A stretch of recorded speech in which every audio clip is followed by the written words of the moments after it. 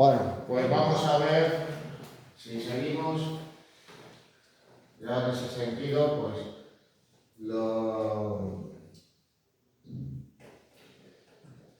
ya estamos acordando de la obra de Miró, ya una vez que se integra dentro del surrealismo, abandona por tanto esa etapa de su obra naif y cubista, o más bien solo cubista, y donde, digamos, sus diseños característicos empiezan a ser visibles con esa simplificación de las formas que en muchas ocasiones nos tienden a recordar a los diseños infantiles.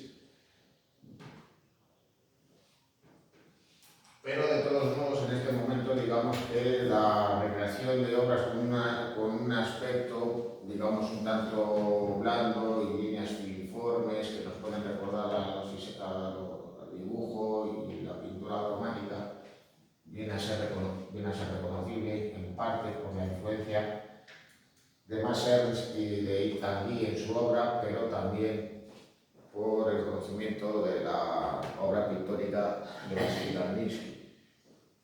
Esa simplificación de las formas, ese desgarramiento deliberado de la realidad se reconoce en el retrato de la señora Mills, una versión de una obra de Leon Constable, así como en esta cabeza de hombre, que incluso pues, nos puede recordar a las esculturas de Hansard.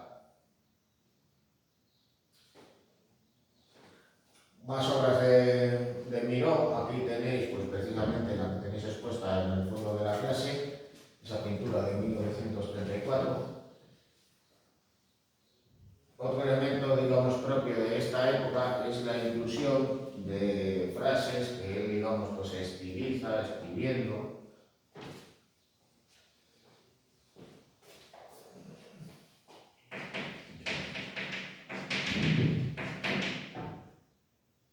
Con lo cual, pues viene a combinar la escritura con la pintura. Y de hecho, pues también eso permite darle el título a esta obra, Golondrina, Amor. En cuanto a esos personajes junto a la playa, digamos que viene a ser una suerte de versión de esas obras de Picasso que él realiza ambientadas en la playa. Así que vendrían pues, a representar a dos personajes jugando al borde del mar con una pelota.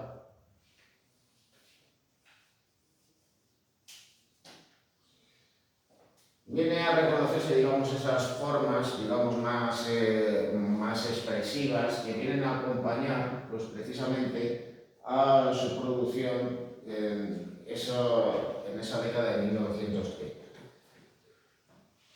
El auge de los totalitarismos y el clima de violencia en España, previo al estallido de la guerra civil, se visibiliza en esta obra, donde aparecen dos figuras de aspecto inquietante, donde incluso pues, los órganos sexuales aparecen representados de una manera un tanto grotesca. Así, aunque sean, digamos, dos figuras, digamos, un tanto andróginas, no deja de ser curioso que la figura que tiene pechos es la masculina, mientras que en la figura femenina, pues la vagina curiosamente se asemeja también a un testículo. Las referencias de todos modos a desnudos y al sexo en Miró, a diferencia de Dalí, pues son bastante menos habituales. ¿Y los excrementos cuáles son? Eso te iba a decir yo, que no les veo. Estaban aquellos de azules, Hombre y mujer, frente a un montón de excrementos, que vendría a ser, digamos, lo que se encuentra detrás de ellos. Claro.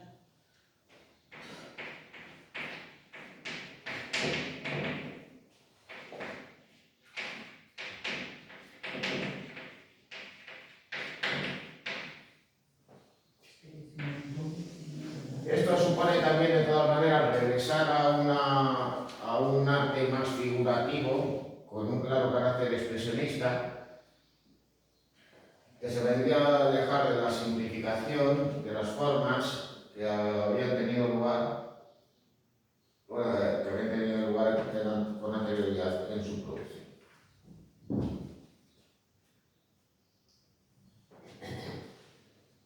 frente al aire tenéis ese autorretrato 1, que data de 1937,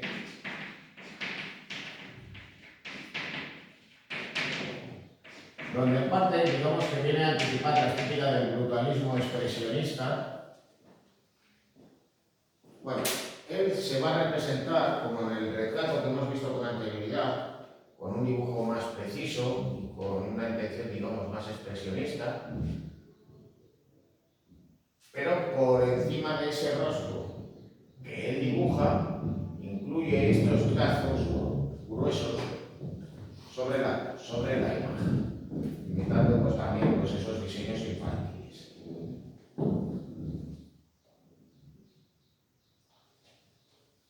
Bueno, ese regreso, digamos, hasta cierto punto a un arte figurativo es visible en esta naturaleza.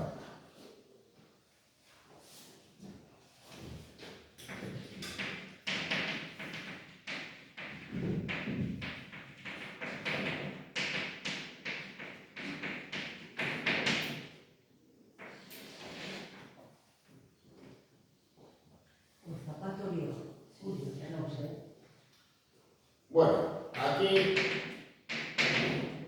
curiosamente pues va a recurrir a un colorido irreal, un tanto tornasoleado, propio del foguismo. En cierto modo recupera pues parte de esa producción, digamos, anterior, es decir, pues propio de sus obras de finales de la década de 1910, inicios de la de 1920, con un claro afán expresivo. Representa pues un modelo muy sencillo.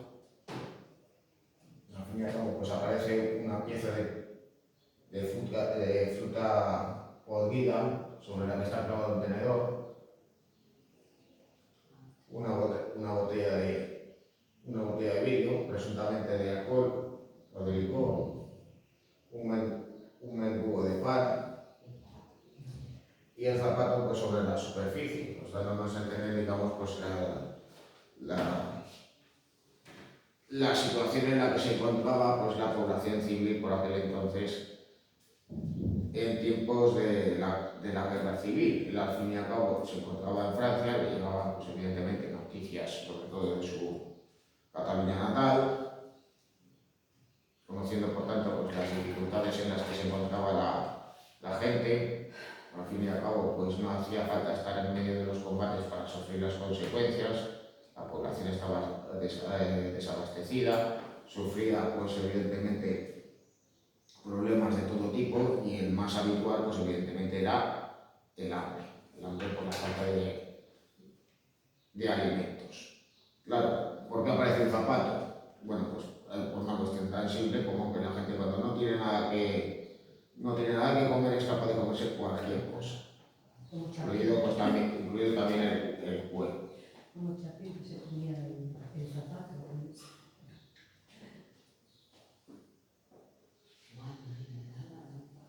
Bueno, cuando concluye la guerra civil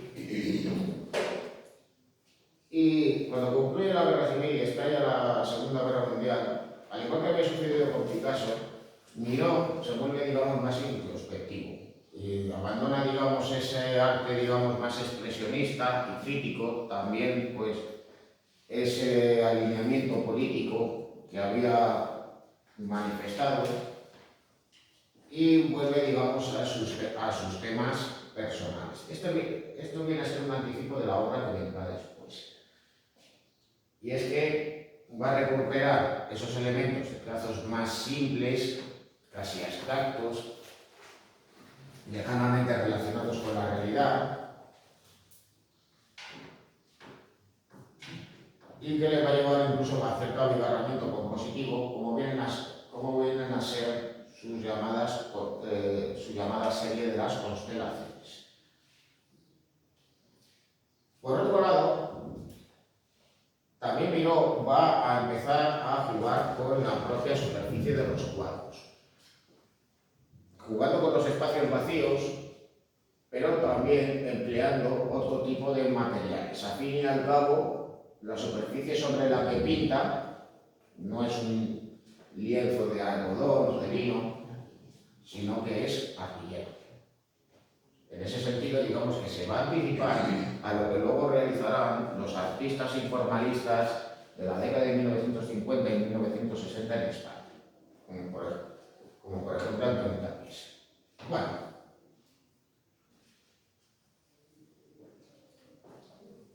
esta obra, una gota de rocío, etc, etc, etc.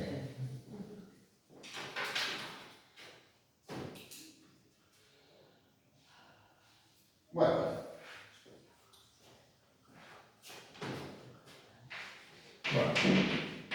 en la década de 1940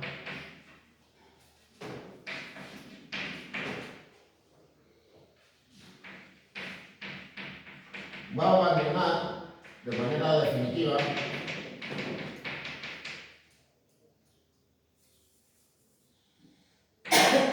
las referencias espaciales. Los fondos monocromos vienen a ser más habituales desde aquel momento, especialmente pues aquellos que son de color azul y de color blanco, ya con posterioridad.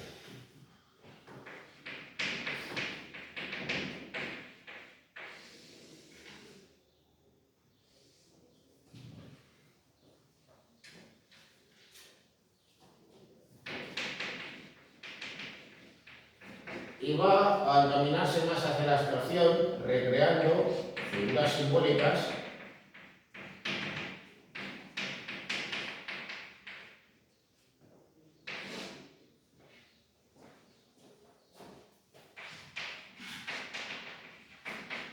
como estrellas, la luna, también el sol,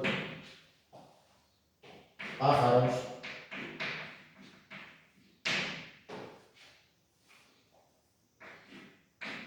así como la figura humana.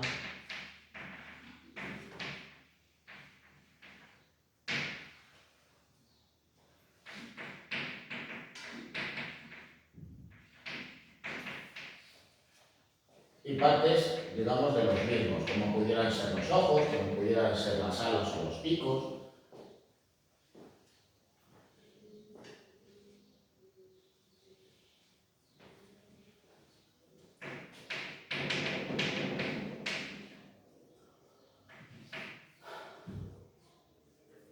Y lo vuelvo a estar visible en su serie de las constelaciones.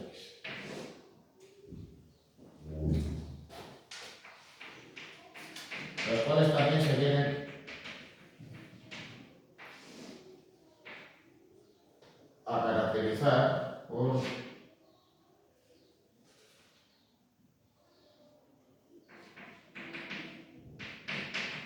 una recuperación de unas composiciones abigarradas con un auténtico horror vacui en la composición.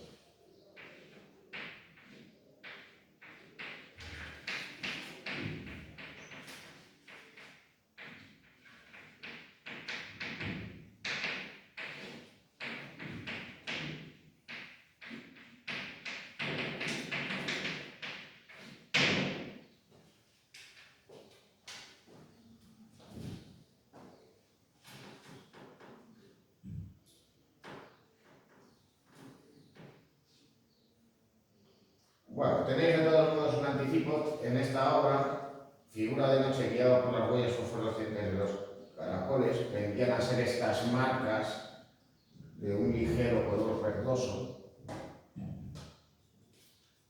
Aquí nos encontramos con estas figuras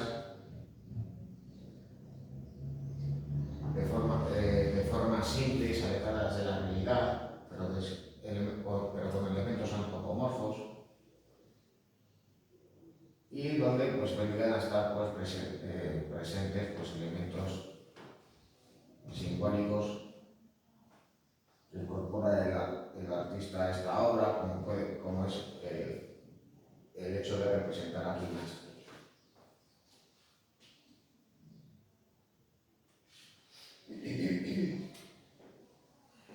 En la escalera de escape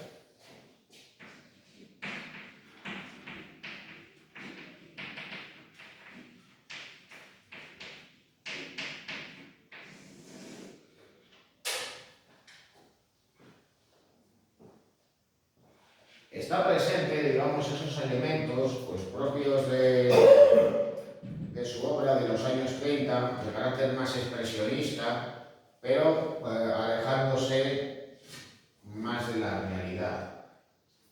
¿Qué busca representar? Pues trata de plasmar el sufrimiento de la población civil que huía despavorida hacia el exilio en tiempos de la guerra civil, pero también la situación que estaba viviendo por aquel entonces la población francesa ante el avance de las tropas alemanas. Por ello, en vez de recurrir pues, a un fondo de color blanco, de color azul, como debería ser algo habitual en sus obras, no hay más que pensar en lo que hemos visto antes, recurre pues, a un tono más grisáceo, en ese fondo más bien monocromo, con unas figuras simplificadas, pero donde están presentes elementos también expresivos. Aparece esta figura con los brazos en alto, que nos puede recordar a las mujeres gritando de Picasso. Estos otros personajes que atraviesan un paisaje nocturno. Estas otras figuras con expresiones de miedo. Y donde viene a estar presente una escalera, lo que venía a ser un símbolo para Miró anteriormente, de una manera de vincular lo terrenal con el imaginario, el lugar donde están nosotros y el cielo, donde está la luna, las estrellas y los pájaros, pues se convierte en un elemento que identifica pues, precisamente la vida de estas personas, de estos desplazados.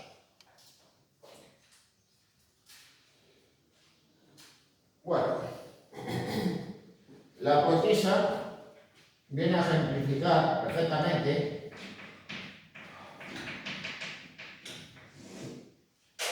esa serie perteneciente a la serie de las constelaciones. ¿Por qué vienen a caracterizarse esas obras? Bueno, pues por el abigarramiento de elementos y la confusión visual, donde nos encontramos con un auténtico horror vacui compositivo. Identificamos, de todas maneras, pues, elementos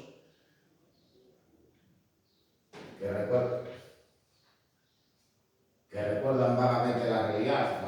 A Miró le interesa más lo simbólico que lo figurativo. Eso sí, eso no quiere decir que realice pintura abstracta, y de hecho, pues están presentes esas formas tan singulares con las cuales él representa a las estrellas, esas 4 líneas que se cruzan. También las diseña con puntas o simplemente como círculos, mientras que él incorpora también elementos, digamos, propios de una persona humana. Se reconoce lejanamente la forma de una boca, están presentes los ojos, sobre todo estos dos de aquí, otros pasan más desapercibidos, que vendrían, digamos, a representar al público asistente. Incluso hasta se reconoce un rostro cómico. Y lo de la poetisa es porque puso él el nombre así tal cual. Claro, porque se lo puso él. Sus motivos tendría. Quiero decir que no porque... Porque hay ahí algo que otras. Vale. Pues trata de representar pues, un ambiente nocturno en el cual pues, una escritora de sus poemas ante un público en medio de la noche, en el campo, una reproducción, digamos, pues soñadora. Bueno, más obras suyas, La estrella del mañana, también dentro de esta serie de las constelaciones.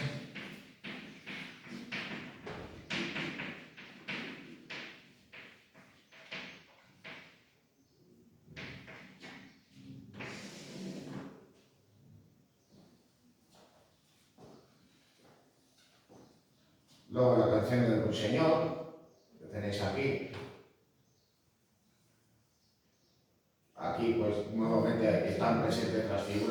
estrellas, unas veces, pues, como ya os habéis señalado, simplemente las representa así, otras veces las dibuja como estrellas irregulares de 4 o de 5 puntas, también vendrían a ser simplemente círculos, al tiempo que están presentes pues algunas figuras antropomorfas, mientras que estaría presente aquí la figura de los seres.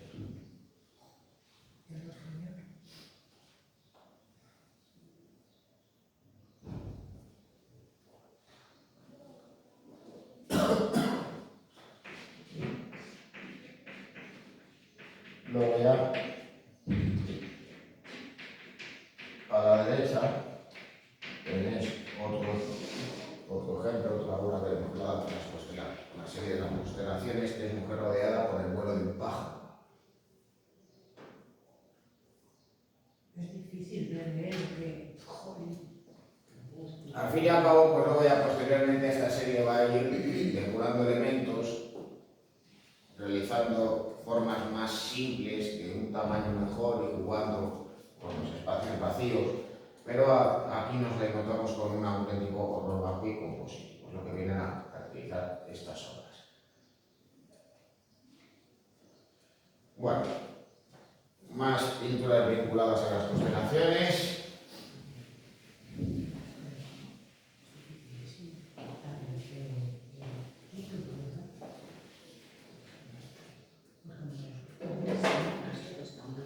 Bueno, por un lado, signos y constelaciones enamoradas de una mujer.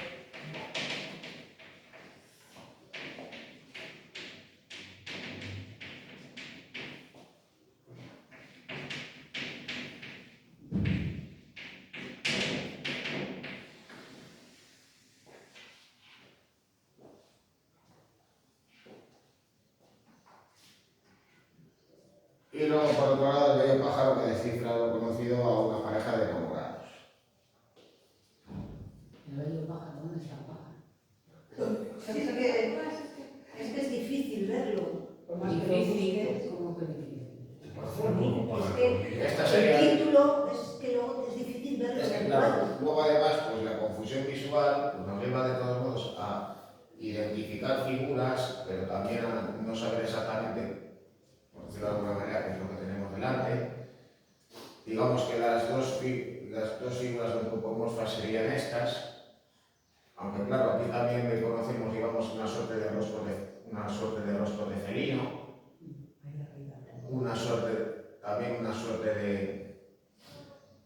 de culebra o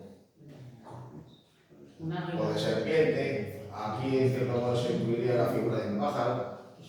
Sí, pero vamos, que la pareja de enamorados no aparece. Eso no existe. Esa de los ojos, Por eso digo que es difícil el título captarlo en el cuadro, es que no lo ves. Cuestión de fe, como la... Buenas. Julio, luego te cuento una cosa, ¿vale? Es de los enlaces que no podían abrir los alumnos el enlace, pero es por el enlace. Ya te enseñaré una foto que saqué. No te lo enseñaré, ¿vale? Gustavo está arriba, ¿sabes? Disculpa, ¿sabes si está arriba en clase? Creo que sí. Bueno, al tiempo que realiza estas pinturas va a realizar una serie de litografías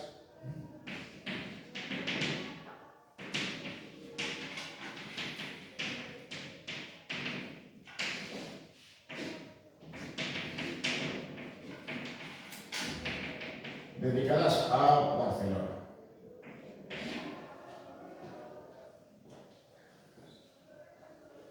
En ellas, pues, digamos que va a explorar esas formas, esos símbolos con los que había estado trabajando en las constelaciones, aunque se va a ver obligado, digamos, a depurar los elementos, a que estos, digamos, pues no tuvieran, pues, ese abigarramiento que hemos visto con anterioridad, también jugando, pues, evidentemente, con los blancos, los negros y las escalas de grises.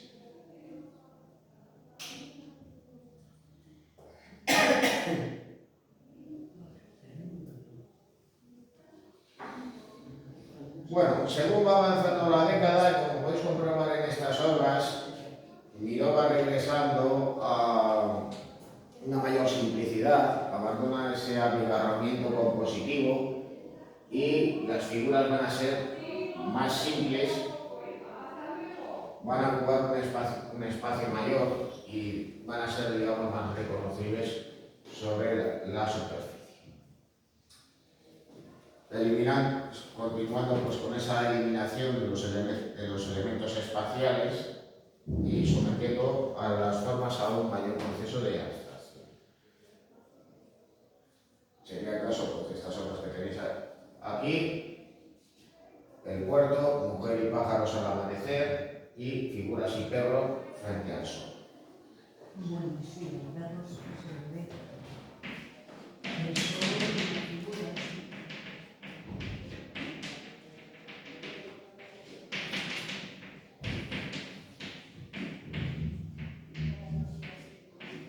Bueno, ya he estado explicando cómo representa la luna, cómo representan las estrellas, pero claro, a la hora de representar el sol, pues lo va a representar de una manera también muy simple, una forma pues más o menos circular, de intenso color rojo.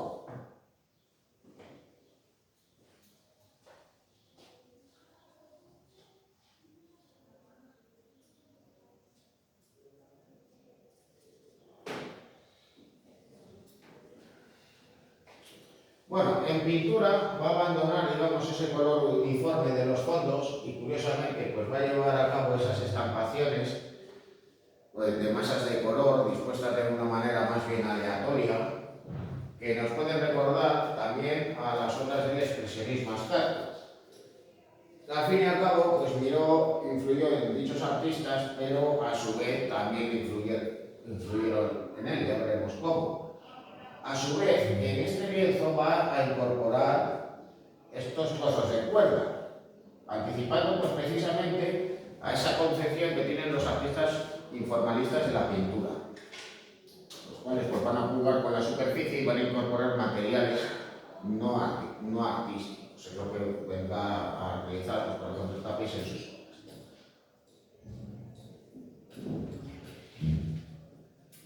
Luego también esa manera que tiene de jugar con las texturas de la superficie se reconoce también en el sol abrazando a la manta. Ahí nuevamente pues recurre a una tela rugosa y no a un lienzo convencional.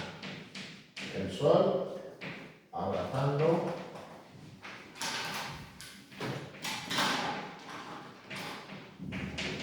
a la manta.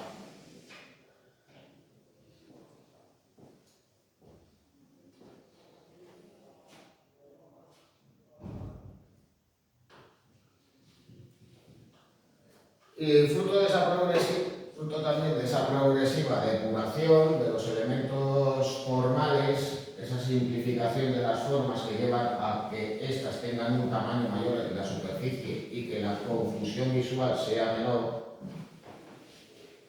lo podéis observar claramente en la sonrisa y alas flameantes. No deja de ser muy curioso cómo esa recreación de símbolos por parte del artista le lleva a obviar esas referencias espaciales, con lo cual, al mismo tiempo que representa el sol, va a representar una estrella.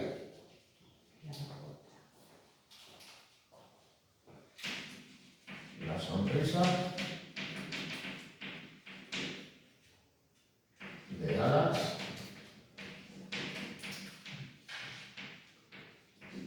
flameantes.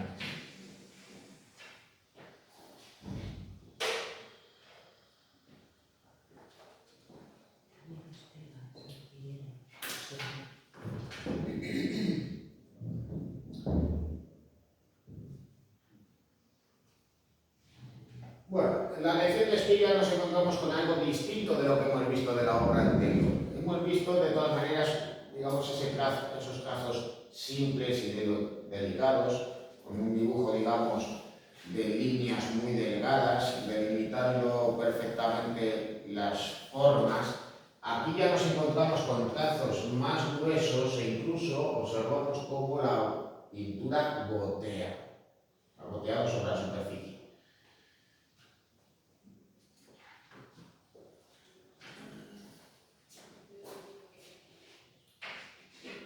Y es que él, durante la década de los años 50, va a estar un tiempo sin coger los pinceles, va a reflexionar sobre su propia obra. Y claro, pues esa producción final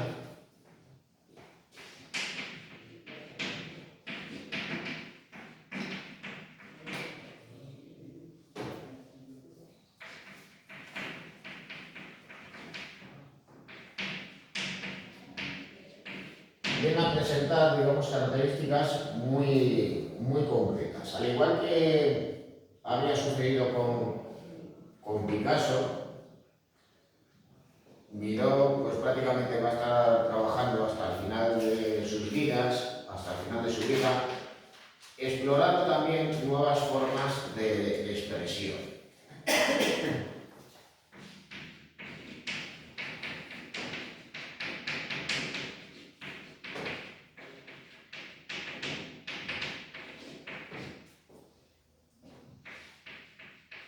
Su obra va a estar influenciada por el expresionismo abstracto norteamericano y las tendencias informalistas.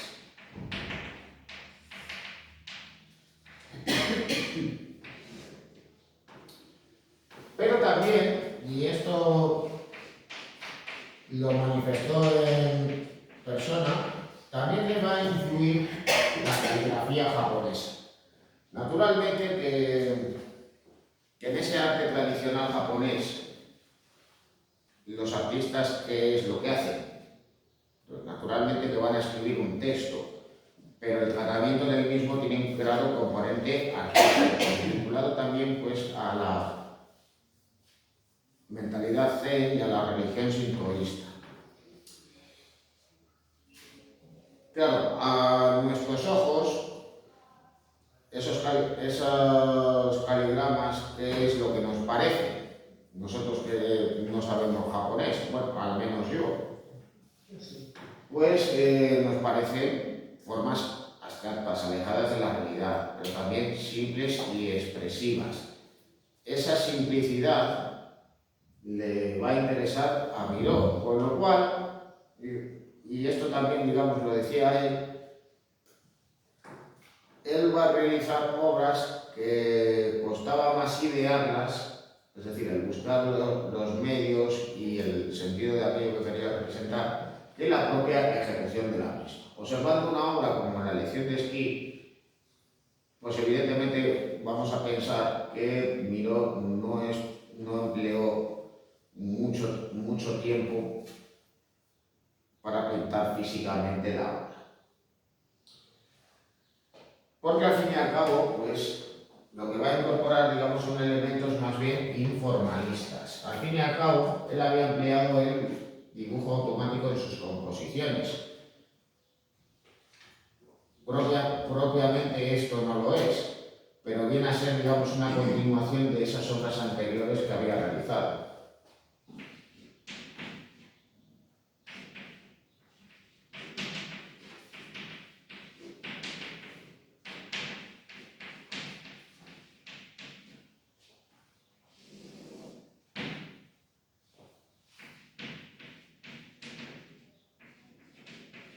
Eso va a hacer que su obra adquiera un carácter informalista, es decir, que no vendría a ser una manera de expresión espontánea, no debido a la realización de estudios previos.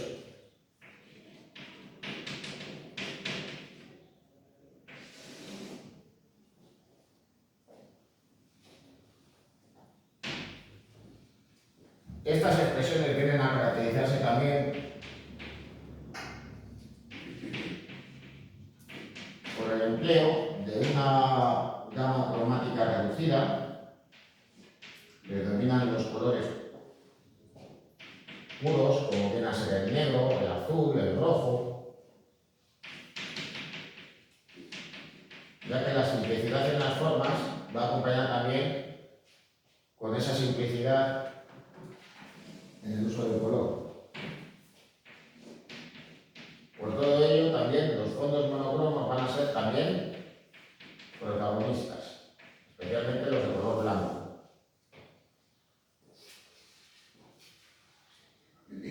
Y además van a estar presentes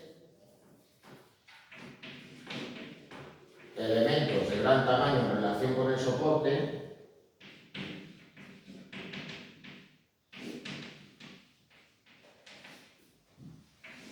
donde, a diferencia de lo que había sucedido con anterioridad, van a ser habituales el recurso a trazos gruesos. En cierto modo, pues, inspirando al denominado como brutalismo o neoexpresionismo.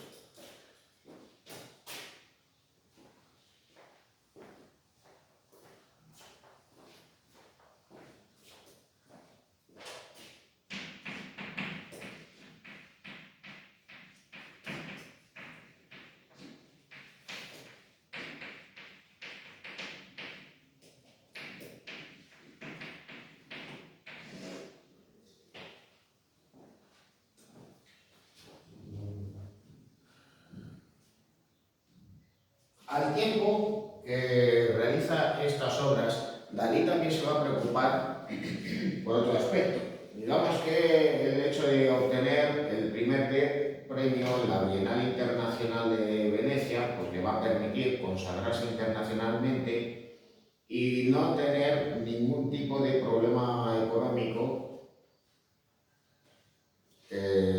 a partir de entonces en su vida. Eso le va a permitir, entre otras cosas, establecerse en Palma de Mallorca y construirse allí un gran estudio para poder realizar obras de gran formato, porque él empieza, digamos, a preocuparse por el hecho de que su obra debería estar al alcance de la gente, que la estética de su obra fuese, digamos, algo cotidiano.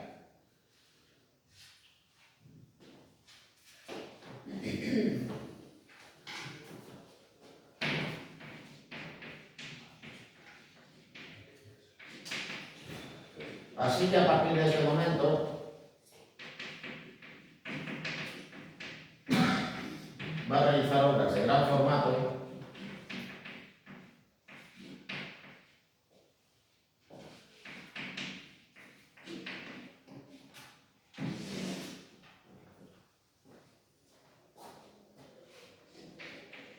por medio de murales de cerámica.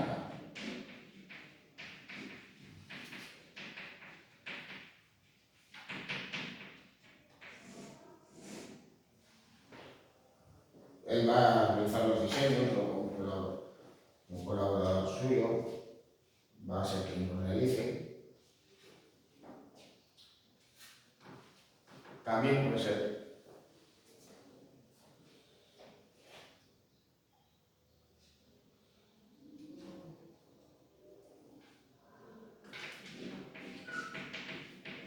también una manera de acercar su arte a la gente va a ser acercar encargos oficiales, claro. Un gran mural que pudiera ser al aire libre, pues al fin y al cabo, en aquel momento, también en la actualidad, pues solo es posible si una autoridad o una institución te apoya para poderlo realizar.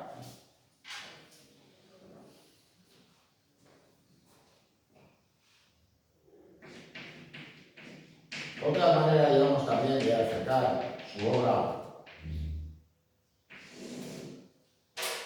a la gente y que no fuera, digamos, algo elitista y exclusivo, va a ser la realización de diseños publicitarios y carteles. El precedente de todos ellos es ese cartel de Inés de España, realizado en tiempos de la Guerra Civil Española, pero claro, el hecho de que miró a finales del franquismo y sobre todo pues tiempos de la transición, de los primeros años de la democracia en España, pues va a ser requerido por diferentes instituciones, sobre todo preferentemente tras la muerte de Franco.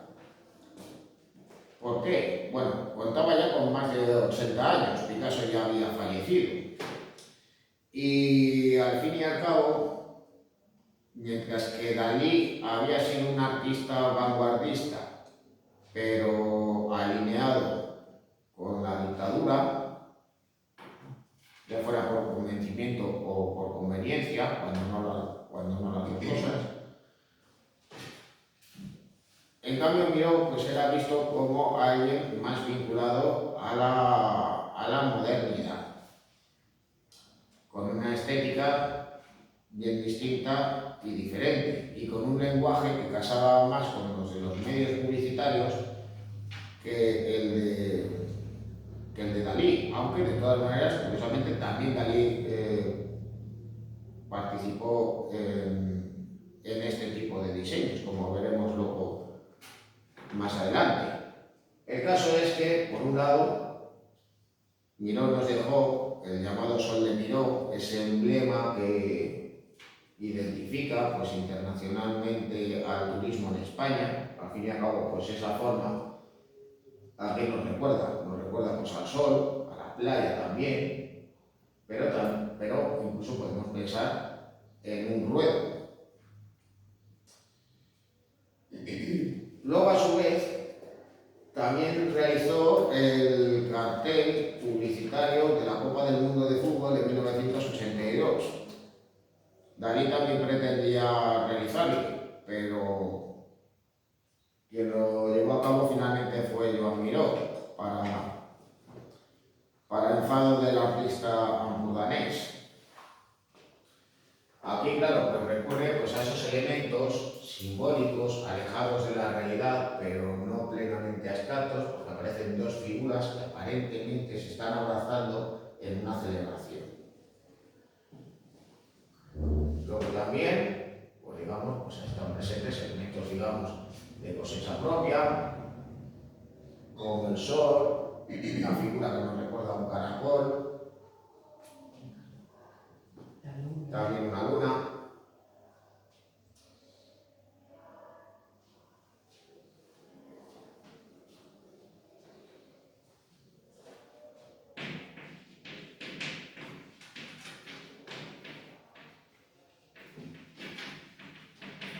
También va a ser esta época, desde finales de los 50, cuando Miró va a tener un mayor interés por la escultura, incluidas aquellas que se emplazan en lugares públicos.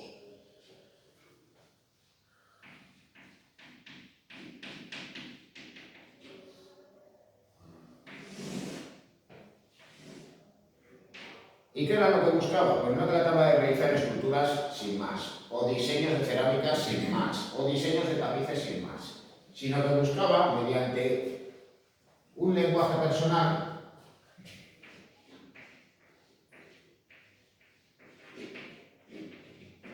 la interrelación entre las artes.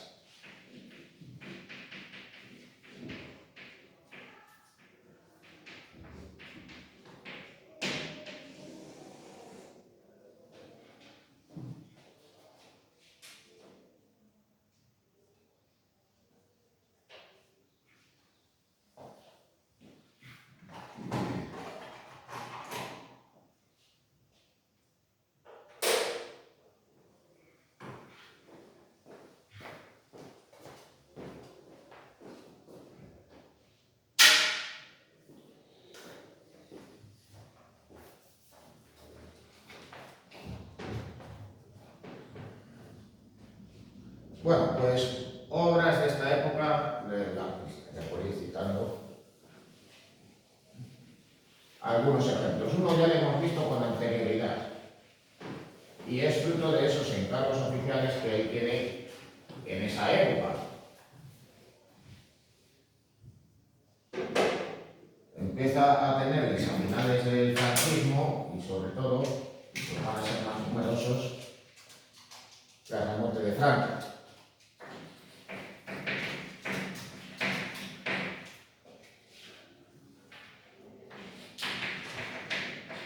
El mural del aeropuerto de Prat.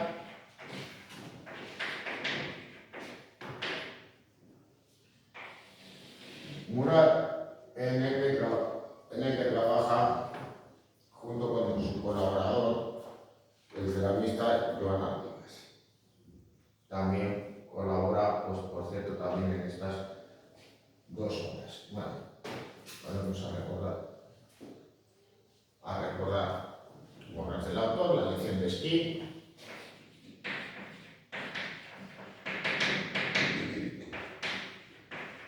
Pintura que nuevamente nos recuerda a la realidad, las formas de los bastones, de los esquíes. También algunas que ligeramente nos puedan recordar a los Pirineos.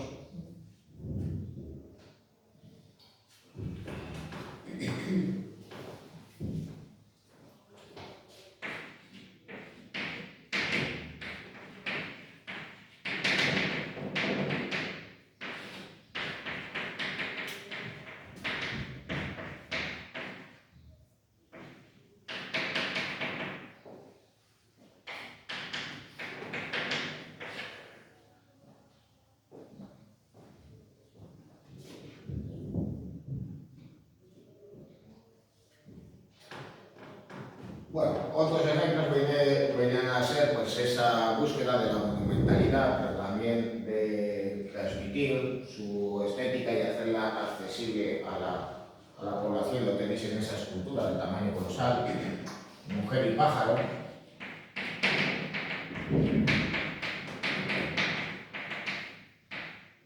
Que al igual que el mural de la Rambla se encuentra en Barcelona.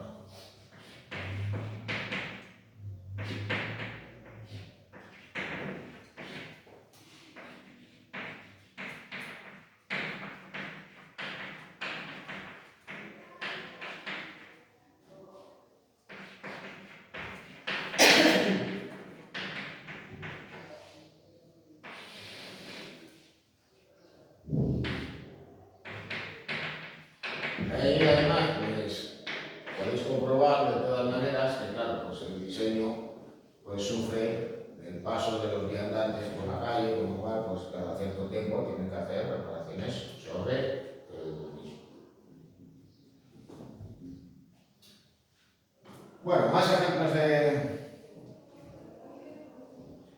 ejemplos, en este caso de esculturas, en algunos casos digamos que perviven, digamos, esos objetos surrealistas propios de épocas anteriores, como es esta mujer y pájaro, con otros, digamos, de carácter, digamos, pues, más informalista, con esas formas que nos recuerdan a sus pinturas, de carácter más bien abstracto, pero con referencias a la realidad, como es este personaje, con esos elementos, digamos, que nosotros podemos identificar, pero que evidentemente están notablemente alejados de la realidad. También el caso de esta gran maternidad, donde incorpora, digamos, esa forma que simboliza pues, precisamente a una vagina dilatada.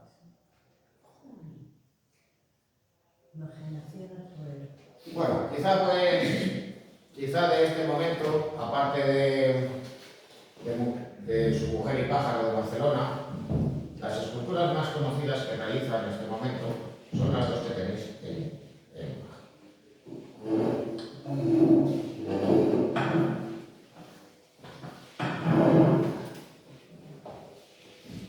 Un grifo. por un lado, el pájaro lunar,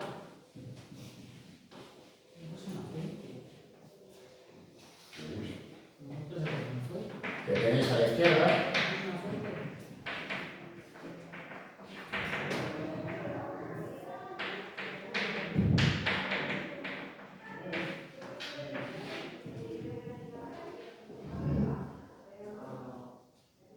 así que claro, incorpora elementos, digamos, propios de un ave, como el pico, las alas, las patas, la cola y también la forma de la luna sobre la cabeza.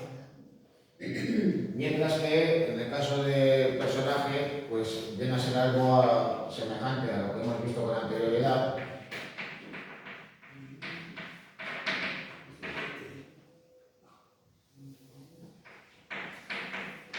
Nos encontramos con una forma simple, con elementos figurativos, pero alejadas de la realidad, con estas formas, digamos, un tanto extrañas, donde incluso pues incorpora pues estos elementos que nos recuerdan las alas de los pájaros.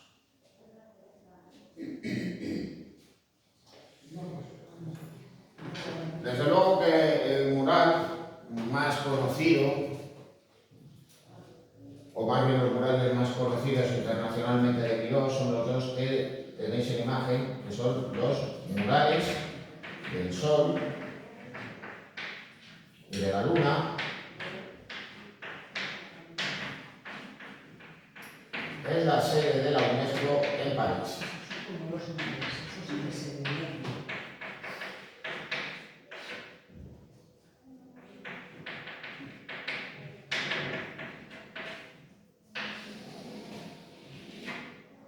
Al fin y al cabo, pues el prestigio que tenía internacionalmente era enorme y por tanto podía atender un encargo de dicha naturaleza, donde al emplear una escala mayor, pues podía jugar con los espacios vacíos al tiempo que realizaba esas figuras simbólicas a una escala mayor. Esa representación del Sol, de la Luna, también de las estrellas.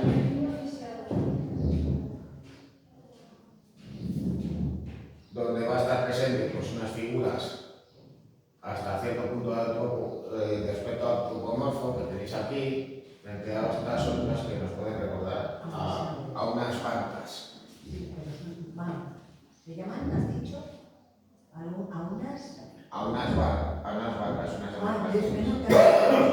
Julio, estos murales, él pinta allí el mural o hace la cerámica ya pintada. La cerámica se realiza, pues evidentemente en los hornos. Él realiza los diseños y Joan Artigas se encarga, digamos, de llevarlos a O sea, que ya ahí ponen las baldosas pintadas. Claro, luego ya la obra pues, se incorpora a su emplazamiento definitivo. Aunque creo que no se encuentra donde inicialmente estaba. Digamos que están ahora pues, más a la zona. Por lo que tengo entendido. De un tamaño todavía si cabe mayor es el mural del Palacio de Congresos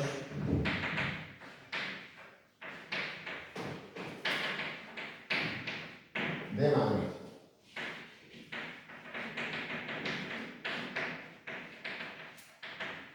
Una obra de todos modos pues, más próxima a la abstracción que las dos que hemos visto con anterioridad. Si podíamos pensar que anteriormente pues, estaban presentes dos figuras más o menos antropomorfas que aparentemente parece que están remando, en el caso del mural del Sol y en el de la Luna aparecen dos suertes de embarcaciones, aquí el alejamiento digamos es más deliberado, aunque incluimos pues, nuevamente la figura de la estrella, también la figura del pájaro, una suerte de rostro, etc.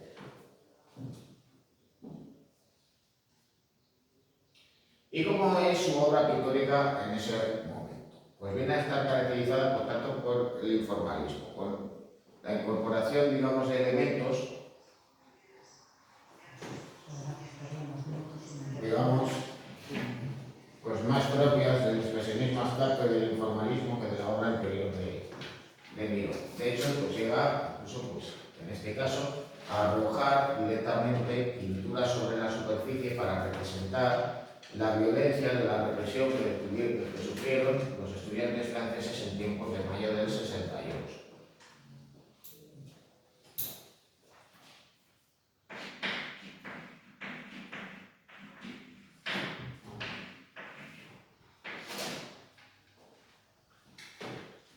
No obstante, pues también nos podemos encontrar con una pintura como esta, la Luna Verde. ¿Qué es nos encontramos, digamos, con un diseño, digamos, reconocible del artista. Una luna, esas formas, digamos, simples, con un uso de colores primarios y planos, pero sobre la superficie del lienzo nos encontramos con unas líneas circulares, azules y amarillas, pues más propias de los niños pequeños cuando empiezan a dibujar. Estaría bien curarse. Vale. Luego además, pues eso, ponemos con esta otra obra, Pájaro de Noche, poner esa depuración, digamos, de elementos que nos hace referencia pues, a ese interés que tiene Miró por aquel entonces en la caligrafía japonesa.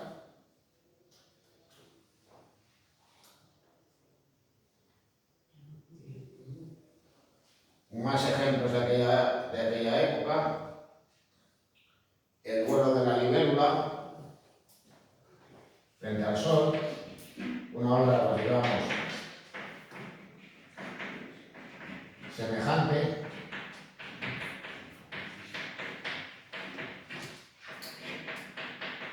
A sus lienzos de la llamada serie azul.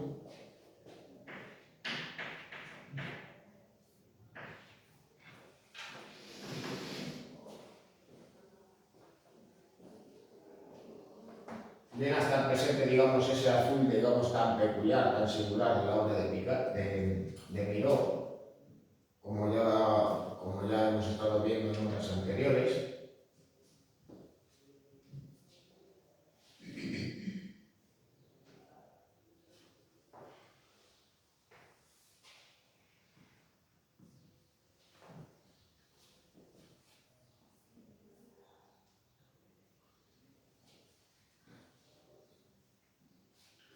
Bueno, frente a esas obras donde vienen a dominar esos colores primarios, nos encontramos otras de un trazo más grueso, donde está presente, digamos, ese carácter informalista, que incluso nos transmite violencia. Tenemos esta Mujer y pájaros de noche, pero tenemos también el Gran carnívoro, donde nuevamente pues, vuelve a recurrir a arrojar pinturas sobre la superficie, recurriendo pues, a una forma muy expresiva de trazo grueso propia de la estética brutalista.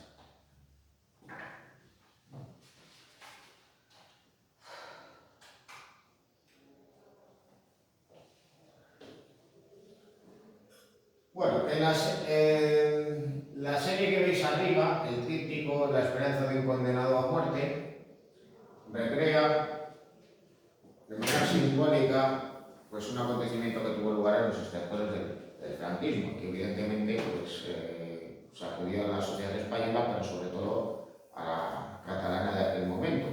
Y fue la condena a muerte mediante la ejecución por medio de garrote vil de Salvador Puig. Por ello, digamos que va a recrear ese acontecimiento empleando pues, una línea que progresivamente, digamos, pues va reduciendo su tamaño. El propio dolor y sufrimiento pues, es representado en esas manchas de color negro y su propia vitalidad pues, también aparece presente mediante esas manchas de color irregular. Todo ello mientras sigue jugando con su propia estética, incluso pues, haciendo referencia precisamente a esa estética propia de la serie de las constelaciones, en esta obra, Mujer y pájaro de noche, o ya incorporando pues, líneas de trazo grueso, como este retrato, Carlota.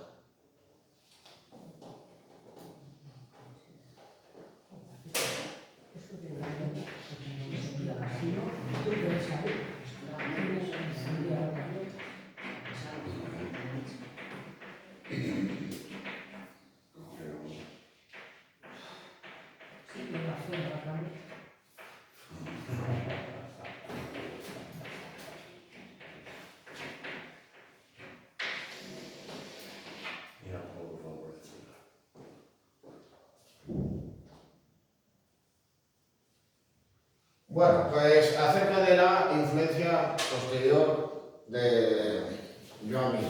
Bueno, hay que señalar una cosa muy curiosa, y es que Miró murió hace ya más de 40 años.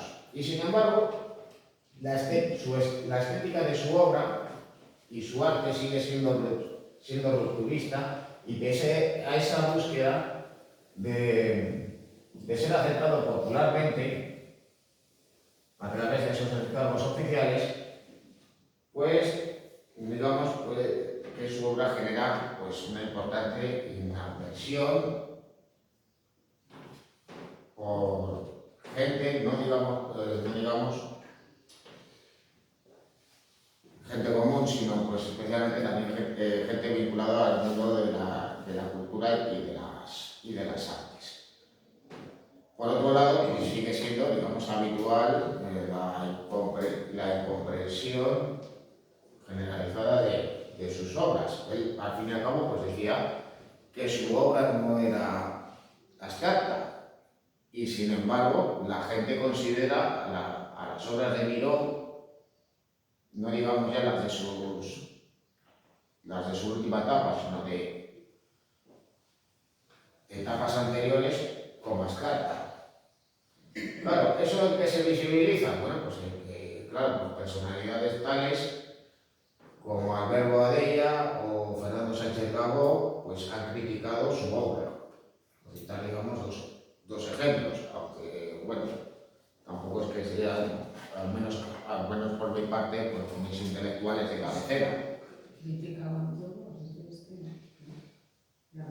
Bueno, luego además, en el caso de Albert Boadella, pues él siempre ha criticado a los artistas catalanes del siglo XX. Bueno, Miró por una parte y a Tapies por otro. Y de hecho, pues en su obra sobre Dalí esto era visible, se les señalaba a ambos. Bueno, todo ello, pues también teniendo en cuenta de que esta pues, ha sido pues, objeto de chiste y de chanza, como vamos a ver a continuación en un fragmento de una película.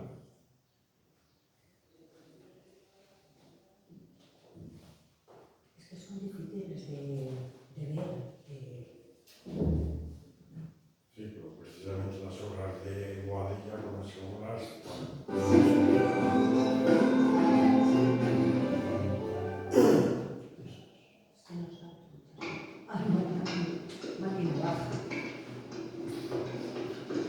Cumpleaños feliz, cumpleaños feliz, te deseamos todos, cumpleaños feliz. Hostia, ¿cómo te había acordado? ¿Qué detalle? Es mañana. Ah, pero no te vayas por ahí con todo, ¿eh? Así que no, te lo damos ya. Como no sabíamos tu mundo, te hemos traído varios para que puedas escoger.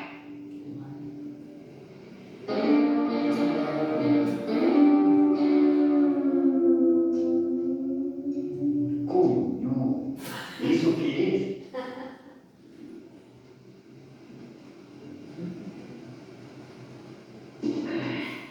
Hombre, es que no es por vencer, es que estos juegos son el bar y se les falta la clientela. Y en casa, la señora, no vea, el más que lo ha elegido personalmente. Siempre me lo pongo a hacer una broma. En realidad lo que te hemos traído es esta corbata.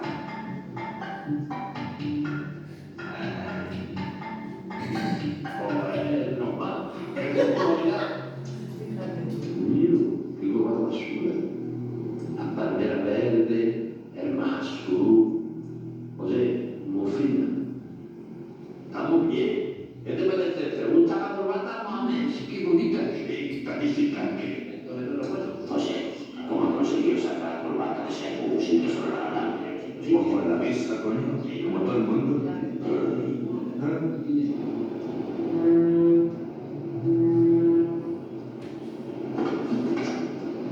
Mira, coño. ¿Qué estoy haciendo? ¿Presión de nuevo? Sí, de Tarzán y tu puta madre.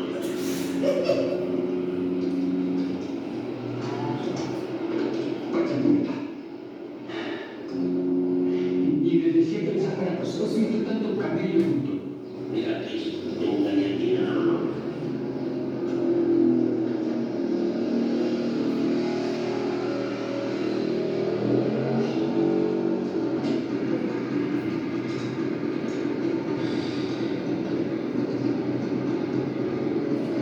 Cada día soporto menos a esta gente. Yo. ¿Qué? ¿Hay algo allí, Ulrich?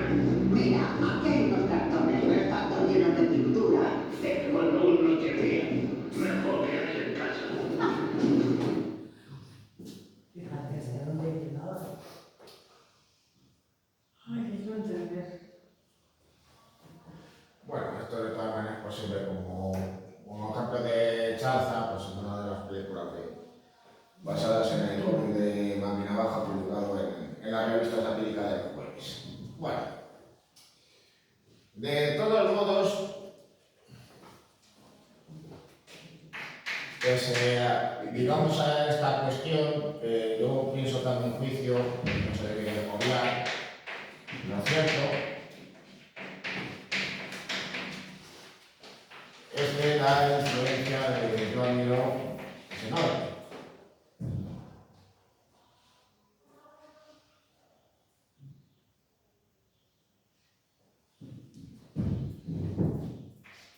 Ya que su obra va a ser clave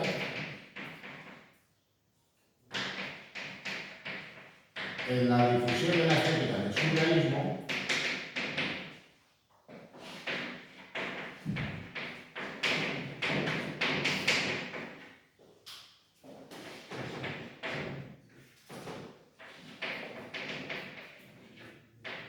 y de manera indirecta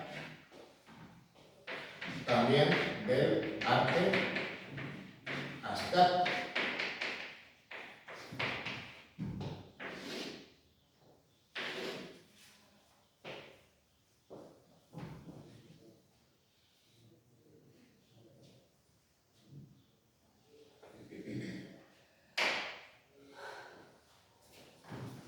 Y una manera que tiene de popularizar esta estética, pues precisamente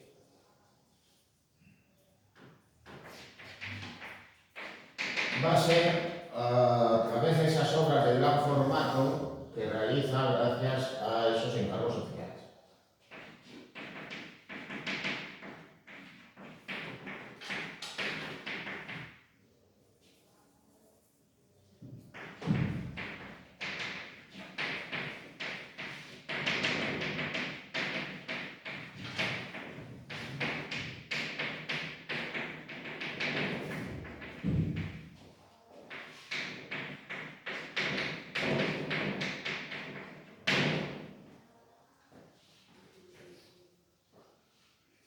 Así claro, si la imagen que tenemos de la paloma de la paz nos la ha dado Picasso, con esa representación simple y con una rama de olivo en la boca,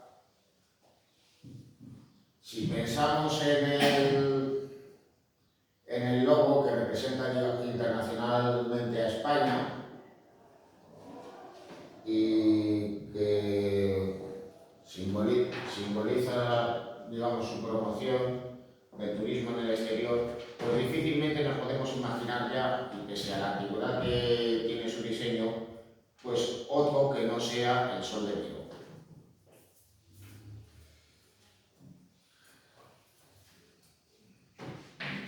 Al mismo tiempo, su obra influyó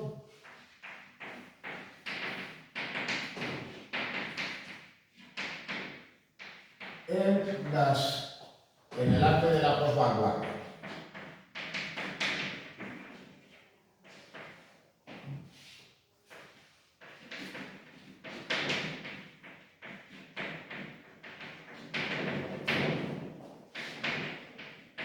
Evidentemente, de manera más visible y reconocible, en el expresionismo abstracto,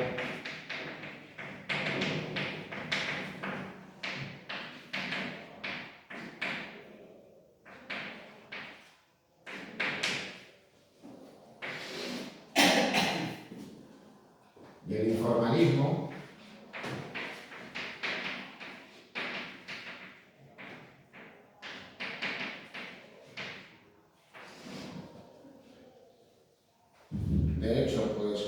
una muestra de su obra en el Museo Metropolitano de Nueva York va a impactar a artistas locales allá por la década de 1940.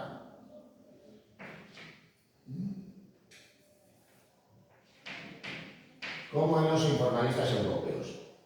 Luego ya, digamos, de manera menos visible y reconocible, su influencia también va a estar presente en el arte pop, sobre todo en el arte pop español.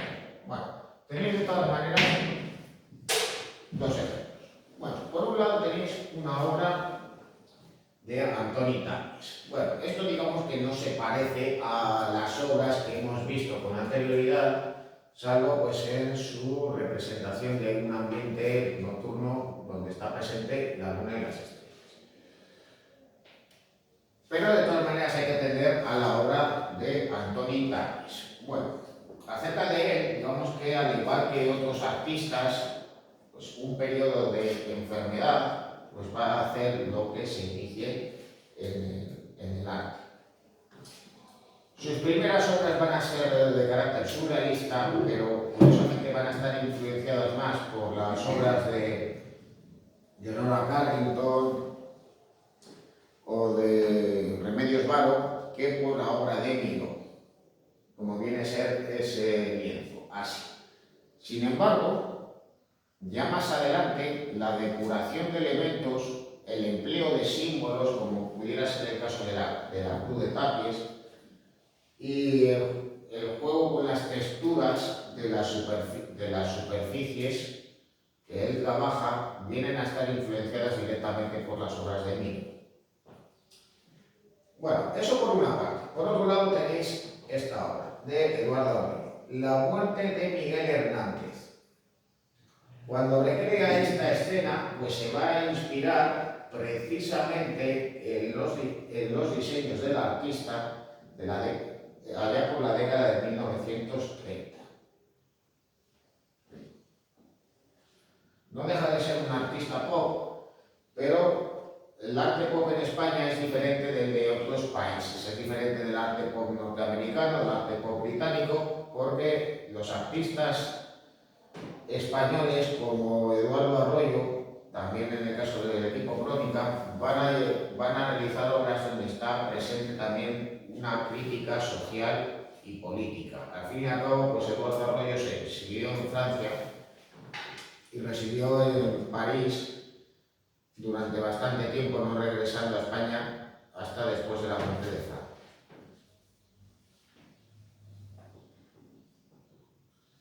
Bueno, obras destacadas. En primer lugar, digamos, pues la obra maestra de su etapa naif, La Masiva.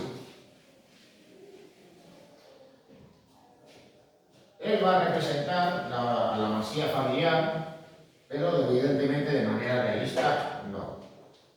De hecho, pues aquí tenéis en imagen al edificio en cuestión.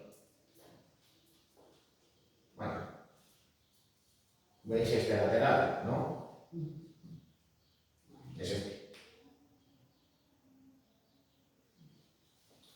De hecho, por daros cuenta, aquí está pues, precisamente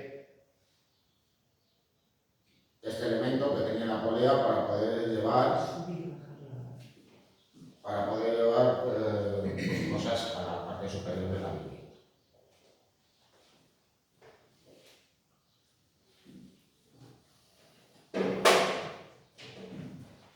Pero claro, eso a alguien como Miró no le interesa.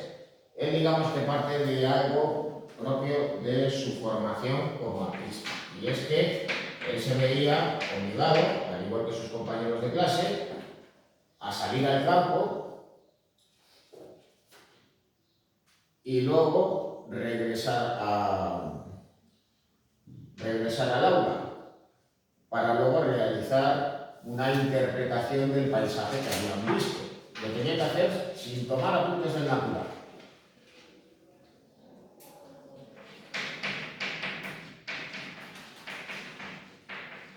Pues bien, él lo que va a realizar es una obra en donde vienen a estar todos aquellos elementos representativos que él identifica con la vida en el campo y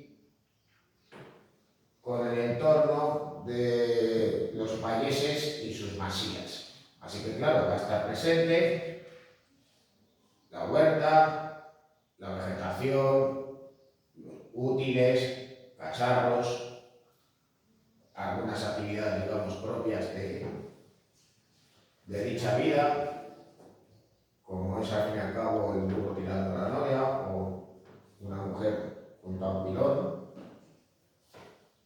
cargando agua o lavando algo de ropa.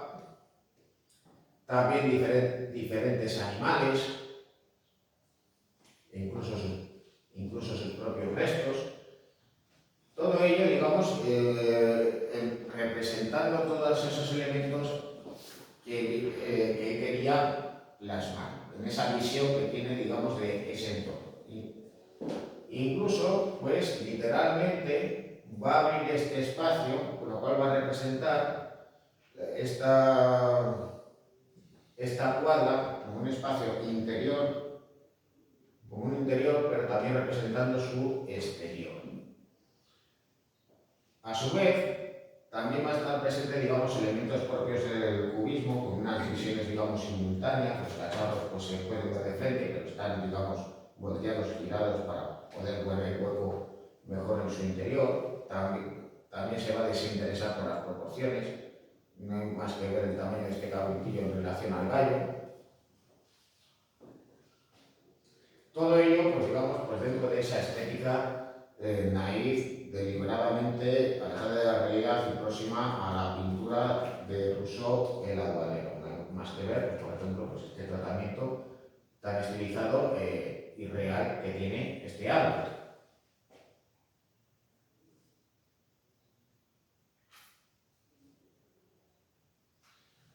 Bueno, por otro lado, si la Masía, digamos, es la obra maestra de esta etapa,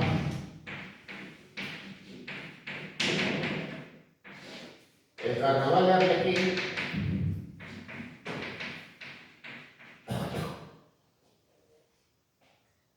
realizada pues 2 o 3 años después,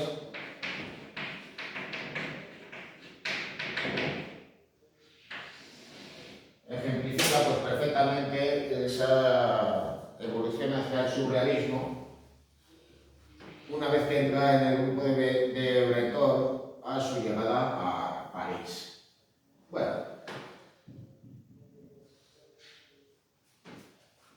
en este caso pues podemos comprobar cómo Miró sigue manteniendo las referencias espaciales en este momento. Al fin y al cabo lo que representa es un interior doméstico con una ventana que se abre al exterior, pero donde va a recurrir a elementos filiformes propios del dibujo automático y a la incorporación de símbolos. Ya no le interesa plasmar la realidad, esa suerte de realidad idealizada, una suerte de realismo mágico como hemos visto antes, sino que va a incorporar símbolos y elementos que nosotros, digamos, venimos a identificar, aunque no sean representaciones realistas.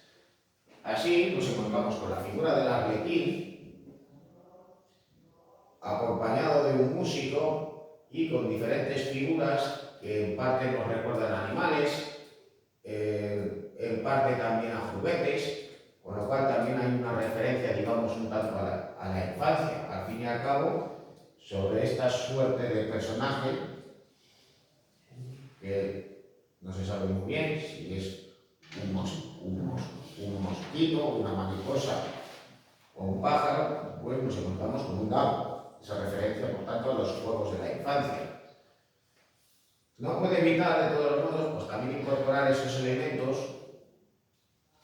digamos, que hacen referencia al espacio, como es esta mesa, que recuerda, por tanto, a esos entornos domésticos a los que él estaba habituado, o la presencia de la escalera.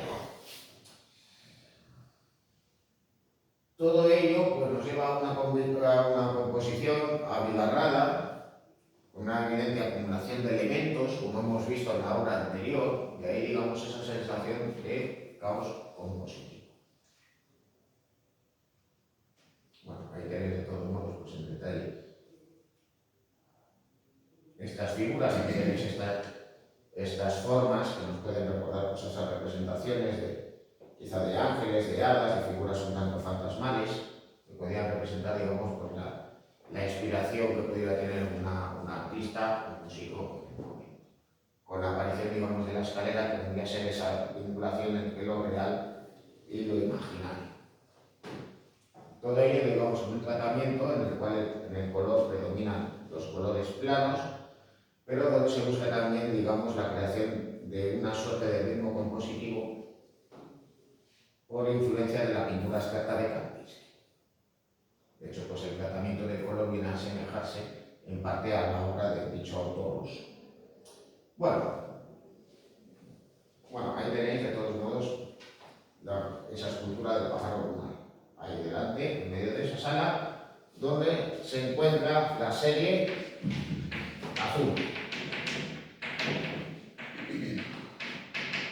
Si la Masía es la obra maestra de esa primera etapa mironiana, la serie azul viene a ser el ejemplo por excelencia de esa última etapa del artista catalán, donde busca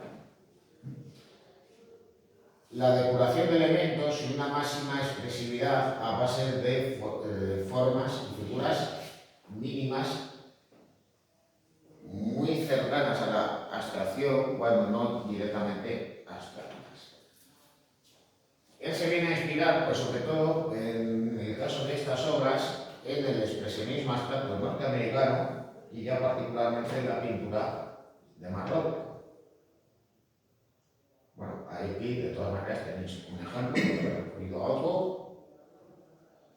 No me parecía necesario que tuviera que ser necesariamente una obra de color con colores azules, pero al fin y al cabo, pues él busca la expresividad empleando manchas de colores sobre un fondo con un color determinado. Juega con formas cuadrangulares y líneas de trazo grueso o composiciones visualmente muy sencillas.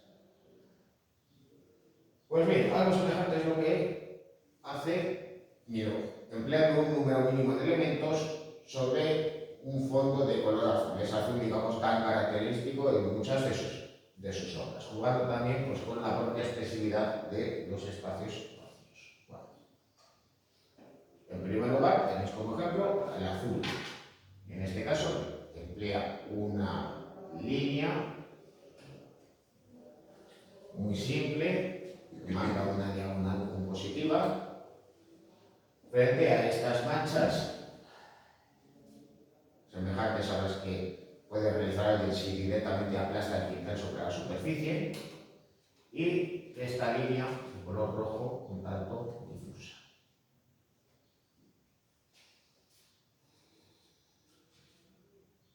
El más conocido de los cuadros es el azul 2, donde en este caso la línea de color rojo es de mayor tamaño, marcando también una ligera diagonal frente a la horizontalidad de esas manchas de color negro o de color azul muy oscuro, que están más perfilados, contraponiendo, pues, por tanto, las texturas de esa mancha de color rojo frente a esas obras y sobre el propio fondo azul. Y por último, azul 3. En este caso, pues digamos que la depuración formal es todavía mayor. Recurre a una línea roja que vuelve a marcar una diagonal, aunque eso sí, el trazo, digamos, es irregular por ese dibujo, digamos, propio de los automatismos del autor, frente que contrapone a esta mancha de color rojo igualmente difusa, pero de menor tamaño que lo hemos visto antes, y esta otra mancha de color negro más perfilada. ¿Dónde están expuestos estos cuadros? Estos tres están en la Fundación Miró de Barcelona.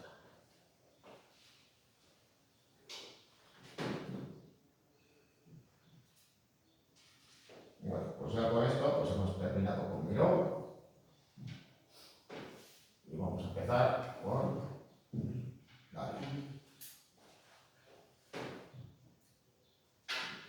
Bueno, de Dalí hay un documental que yo os quiero enseñar. De todas maneras, pues acabaremos hoy la clase un poco antes. Hay unas cuestiones que os tengo que comentar. Pero bueno, acerca de ese documental que yo os he señalado, pues ya lo veremos el próximo día en clase. Ahora veremos uno más breve acerca de su biografía.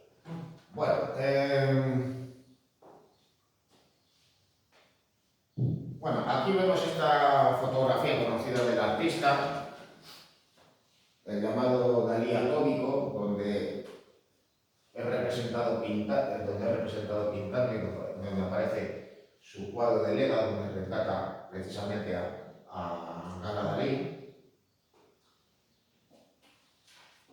Y esto también nos permite hablar de una cosa, y es que, al igual que otros artistas vanguardistas, Dalí explora nuevos campos de expresión. Utiliza técnicas tradicionales, pero también otras que surgen en ese momento. Y entre los nuevos medios de expresión, pues estaba la fotografía, el cine, el fotomontaje, etcétera, etcétera. Pero claro, él como buscaba, digamos, el perfeccionismo, mostrar su virtuosismo técnico, a la hora de abordar otros campos artísticos, evidentemente él no podía, digamos, demostrar aquello que pretendía, con lo cual en muchas ocasiones pues recurría a colaboradores expertos en ciertas áreas. De ahí que en este caso pues en esta obra de estudio pues va a trabajar con un fotógrafo profesional.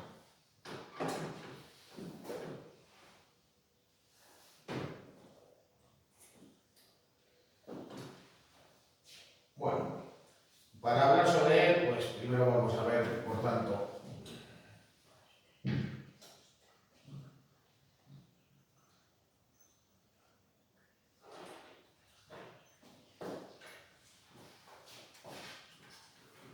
un documento.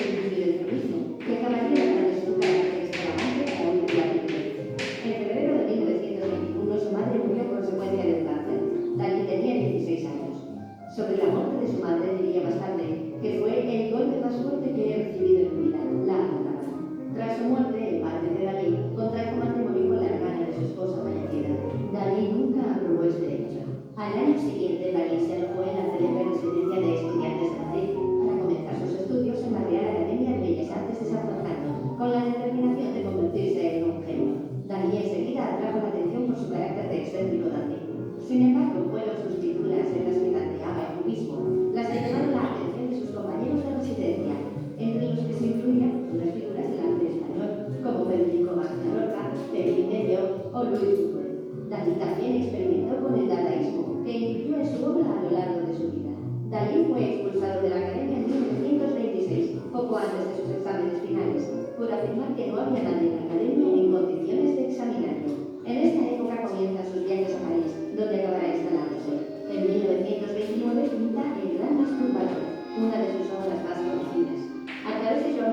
entra en contacto con el grupo de los surrealistas encabezado por Andrés Breton. Dalí se dejó ofrecer un vistoso mostacho que imitaba el pelo de pintor de arte y que se convertiría en uno de sus distintivos personales el resto de su vida. En París conoció a Pablo Picasso, a quien el joven Dalí admiraría profundamente. Más tarde colaboró con el director de cine Luis Buñuel, viejo amigo de la residencia de estudiantes, en la redacción del polémico cortometraje Un perro andaluz, en el que se mostraban escenas propias del imaginario surrealista. Ahí conoció a su musa y futura esposa, Gala. Nacida como Elena Ivanov Nadiakonova, inmigrante rusa 10 años mayor que él, entonces estaba casada con el poeta surrealista Paul Elba. Dalí se enamoró profundamente de ella e inició una polémica relación muy real para la época. Dalí participó en importantes exposiciones de manera colectiva e individual y vivió su conservación como pintor. En 1931 Dalí pintó una de sus obras más célebres, La persistencia de la memoria y el reloj extraño, obra en la que, según algunas teorías, ilustró su rechazo del tiempo como una entidad rígida e determinista. Aunque la mayor parte del surrealismo seguía escrita ideas políticas de izquierda, Dalí mantenía una posición que se buscaba ambigua en la cuestión de las relaciones entre arte y activismo político. Los líderes del movimiento, principalmente el fundador Andrés Breton, autor del manifiesto surrealista, lo acusaron de defender lo nuevo y racional del fenómeno tiberiano, acusación que Dalí refutó afirmando que no soy hegeliano, ni de hecho ni de intención. Dalí insistía en que el surrealismo podía existir en un contexto apolítico y se negó a denunciar públicamente el régimen fascista. Este y otros factores le hicieron perder su prestigio entre sus camaradas artistas, y a finales de 1934 Dalí fue sometido a un juicio surrealista, del cual resultó su expulsión del movimiento. A esto Dalí respondió con su célebre réplica: "Yo soy el surrealismo". Dalí se marchó a las Américas dirigido por el monje Astor Velas, con el que pretendía unirle a Breton. Quería evidenciar su obsesión por el dinero, pero Dalí se lo tomó como un motivo. En América, que debe ganar dinero es lo mejor que hay. Voy a triunfar con ese nombre. Tras varios viajes en Nueva York durante los años 30, en 1940, con la Segunda Guerra Mundial pasando Europa, Dalí y Gala se instalan en la ciudad, donde vivieron durante 8 años. A la alta sociedad neoyorquina le divertían mucho sus escándalos y se hizo enormemente popular. Fue un puro precursor del arte. En cierta ocasión, Dalí aceptó un encargo para decorar unos escaparates comerciales de la Quinta Avenida. El tema que elige es el del día y la noche, con unos escenarios surrealistas que incluían maniquines, una bañadera y un teléfono en la costa. La dirección modificó el decorado sin consultar al autor. Dalí, iracundo, rompe los maniquines y vuelca la bañera, rompiendo los cristales del escaparate, produciendo un despropósito y un notable destrozo. Este hecho, lejos de generarle demasiados problemas, acabó proporcionándole una publicidad enorme, y la opinión pública norteamericana aplaudió el esfuerzo que resultó defender su propiedad intelectual. En 1941, la obra de Dalí fue expuesta por primera vez en el MoMA, en exposición antológica junto a Joan Miró.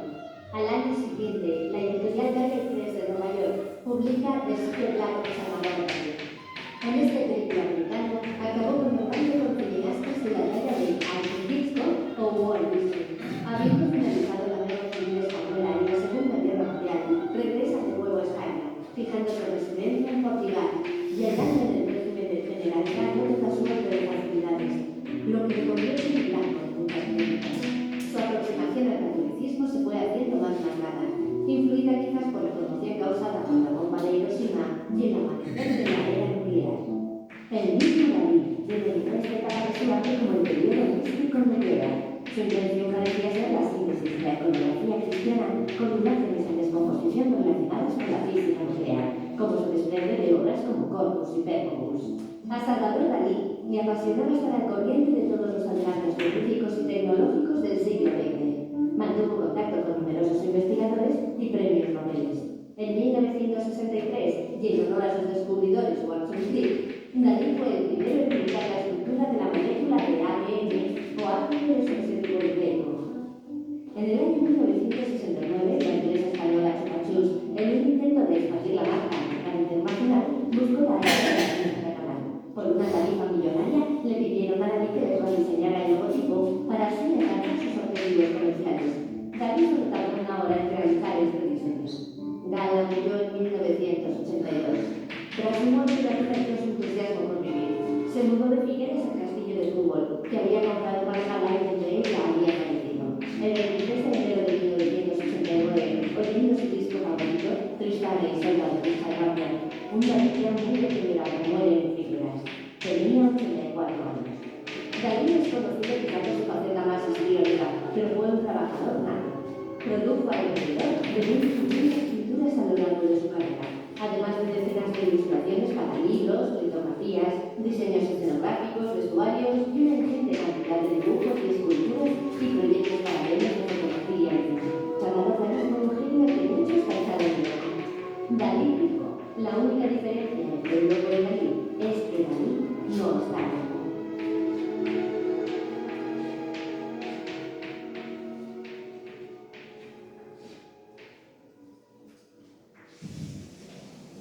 Bueno, esto nos permite de todas maneras pues, introducirnos en la biografía del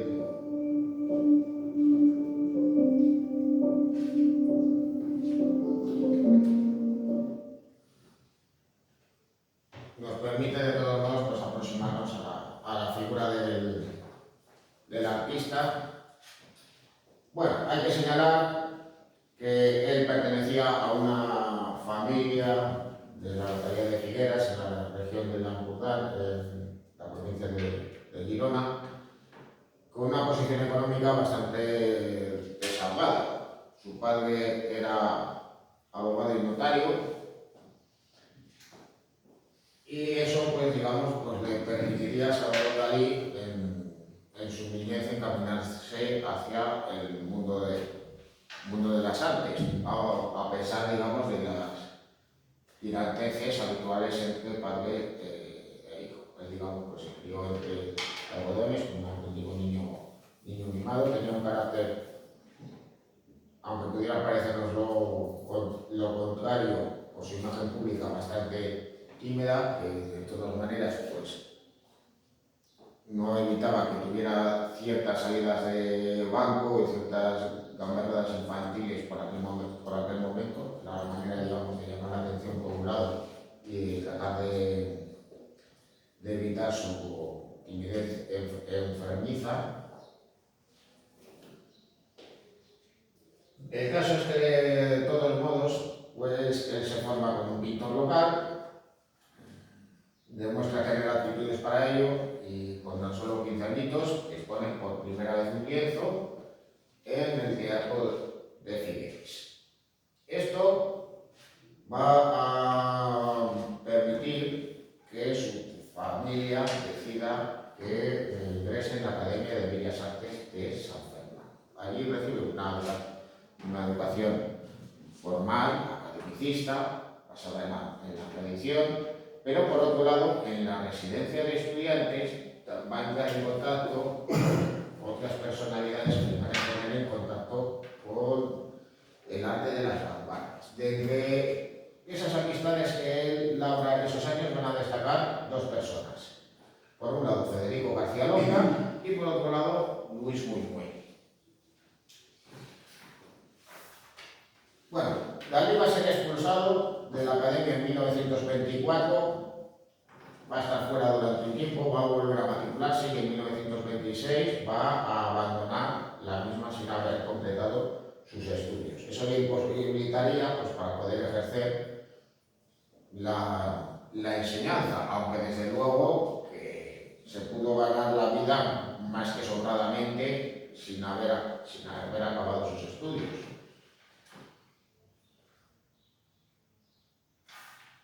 Bueno, ya en 1928 visita Francia, entra en contacto con los surrealistas y en 1929 va a tener lugar un acontecimiento clave en su vida privada, pero también en su vida artística.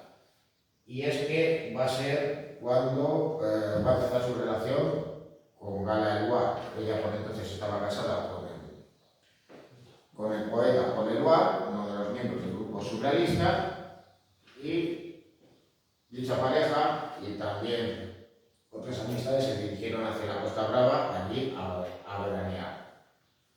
A diferencia de lo que pasa en la actualidad, pues ese destino era un destino bastante barato en comparación con los alojamientos hoteleros de la costa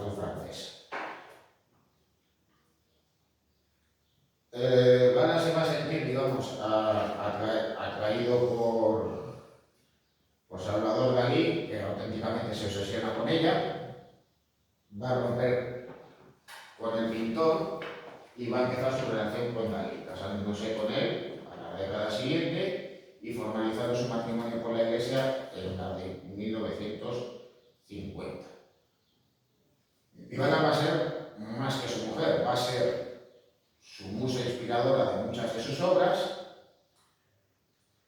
y también va a ser su agente y también la persona que va a alentar su creatividad, haciendo que además, digamos, la producción de su obra se multiplique. Y luego además, pues dando salida a la misma, posibilitando que Dalí se convirtiera en un artista de éxito. También va a ser clave a la hora, digamos, de cultivar una personalidad pública. Dalí va a demostrar, una vez, digamos, que ha vencido aparentemente sus miedos y temores, así como su timidez, en todo un artista de la autopromoción y del marketing. Se crea a sí mismo un personaje estrafalario, elocuente, megalómano, y por tanto, pues, digamos, su personalidad pública se convierte en un elemento más de su obra. Bueno, entra en el grupo surrealista, pero va a ser expulsado del mismo por diferentes cuestiones. En primer lugar, pues por cuestiones políticas, quería afiliarse al Partido Comunista, él era de unas ideas conservadoras y católicas que se fueron acentuando con el paso del tiempo. Y de hecho, pues eso explica en parte su ruptura con Luis Buñuel durante la escritura del guion de rodaje de La Edad de Oro, su segunda filmación, mientras que en un permanente, digamos, que estuvieron de acuerdo en escribir, digamos, el guion, entre comillas, que tiene la película. Durante La Edad de Oro, el desacuerdo, digamos, fue más habitual, y de hecho, pues los temas que aparecen en la filmación, como el notable clericalismo, corresponde más a la visión personal de Buñuel que a la visión de Dalí. Bueno, que fuera expulsado del grupo surrealista no quiere decir que dejara de hacer obras surrealistas, ni muchísimo menos. De todos modos, en 1940 va a huir de Francia tras haber estallado la Segunda Guerra Mundial y se va a establecer en Estados Unidos. Allí, pues literal, allí va a sentar las bases del hecho de que se convierta en un artista famoso, en una celebridad y también en un millonario. Él afirmaba que quería a Gala más que a nada en el mundo, más que a su madre difunta, más que a su hermana, más que a Dios e incluso más que al dinero. Lo decía así. De hecho, él tenía a él le puso un apodo, André Breton, que él, digamos, aceptó con buen gusto, que era el de Ávida Doras, por ese afán que tenía él y Gala de obtener beneficios máximos a costa de la venta de sus obras. ¿Cómo has dicho? Ávida Doras. Ávida Doras. Ajá.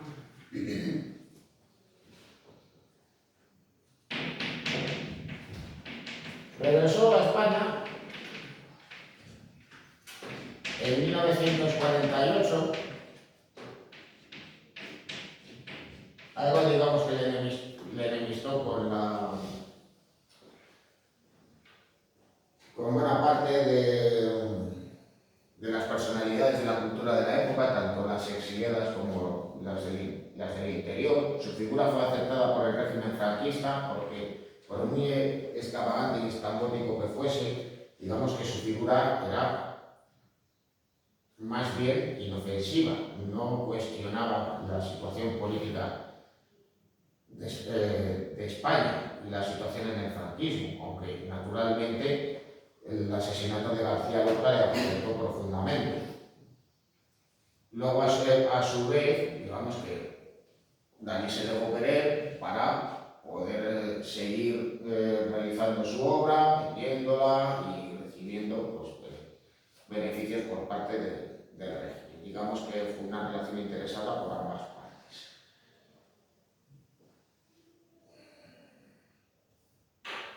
Por ello, pues pudo cumplir con dos de sus deseos por aquel entonces. En primer lugar, comprarle un castillo a el castillo de Púa. Era la residencia de él. Él no podía acceder más que con permiso de su mujer. Y luego, por otro lado, tener un museo propio en Figueres, el cual era el antiguo teatro de la ciudad, el lugar que en ese momento estaba abandonado y que había sido el sitio donde había expuesto por primera vez. Además, es el lugar donde está enterrado. Bueno.